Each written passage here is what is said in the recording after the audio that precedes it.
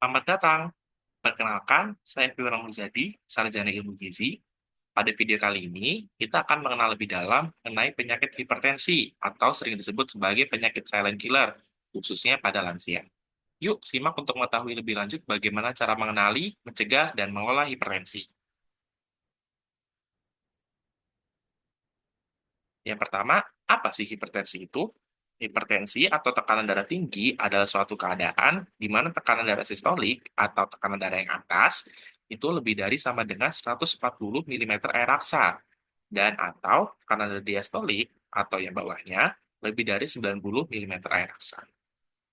Nah, hipertensi juga memiliki klasifikasi yang dikategorikan jadi beberapa seperti yang ada di tabel. Yang pertama ada kategori normal, apabila tekanan darah distolik kurang dari 120 dan tekanan darah diastoliknya kurang dari 80 mm air raksa. Kemudian ada kategori prahipertensi. Nah, di sini pakai kalimat atau kata atau. Jadi, apabila salah satunya sudah termasuk dalam kategori prahipertensi, meskipun misalkan sistoliknya sudah masuk kategori prahipertensi, tapi diastoliknya belum. Nah, itu sudah bisa disebut sebagai prahipertensi. Jadi untuk prahipertensi itu untuk tekanan darah sistoliknya antara 120 sampai 139 atau untuk diastoliknya 80 sampai 89. Nah, selanjutnya ada hipertensi tingkat 1. Ini kalau distoliknya masuk ke kategori 140 sampai 159 atau diastoliknya 90 sampai 99. Kemudian ada hipertensi tingkat 2 apabila sistoliknya lebih dari 160 atau diastoliknya lebih dari 100 mm air raksa. Nah, ada kategori lain nih, namanya hipertensi sistolik terisolasi. Itu kalau sistoliknya lebih dari 140 dan diastoliknya kurang dari 90. Ini menggunakan kata dan ya. Jadi, sistoliknya tinggi di atas 110 dan diastoliknya rendah di bawah 90. Jadi, hipertensi sistolik terisolasi atau disingkat HST adalah kondisi ketika tekanan darah sistolik sesuai yang di tabel itu. HST sering terjadi pada lansia karena berkaitan dengan arteriosklerosis, yaitu kekakuan pembuluh darah besar. HST sering terjadi pada lansia atau orang yang berusia lebih dari 60 tahun. Nah, selanjutnya ada gejala hipertensi. Di sini ada beberapa gejala, namun memang tidak semuanya mengalami hal gejala ini. Bisa juga tidak mengalami, namun ternyata hipertensi. Jadi memang pentingnya untuk rutin pemeriksaan kesehatan ke fasilitas kesehatan terdekat. Yang pertama ada gejala yang itu sakit kepala atau pusing. Kemudian ada mudah lelah, selanjutnya gelisah, bisa juga berdebar-debar atau nyeri pada dada, dan yang terakhir bisa juga ada gejala penglihatan kabur ketika orang mengalami hipertensi. Nah, selanjutnya ada komplikasi dari hipertensi.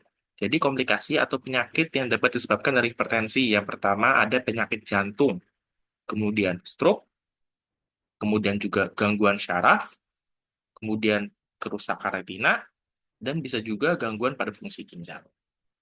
Nah, Kemenkes udah buat poster nih, ada pencegahan hipertensi menggunakan cerdik. Jadi untuk para lansia atau orang-orang yang belum mengalami hipertensi atau tidak mengalami hipertensi bisa dicegah menggunakan cerdik. Yang pertama ada cek kesehatan secara rutin ke tenaga kesehatan.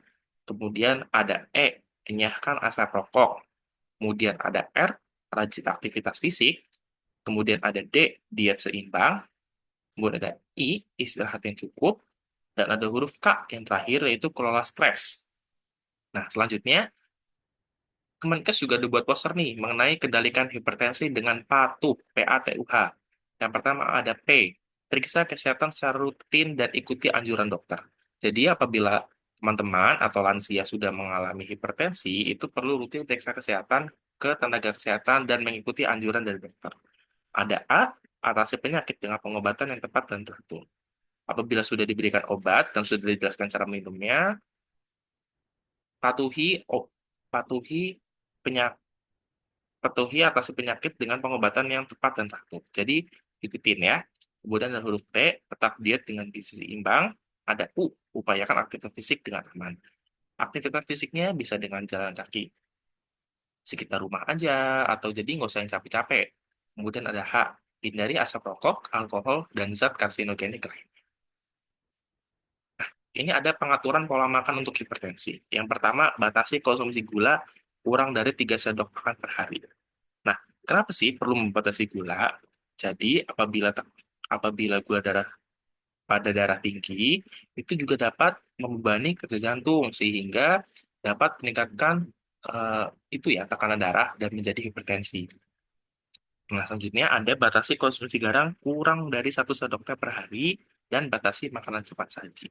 Jadi, kenapa perlu membatasi garam dan makanan cepat saji? Jadi, makanan cepat saji juga mengandung natrium. Natrium itu sama dengan garam. Jadi, garam atau natrium itu sifatnya mengikat air, sehingga darah pada pembuluh darah itu kerjanya semakin cepat, jantung memompanya semakin cepat sehingga dapat meningkatkan tekanan darah dan menjadi hipertensi.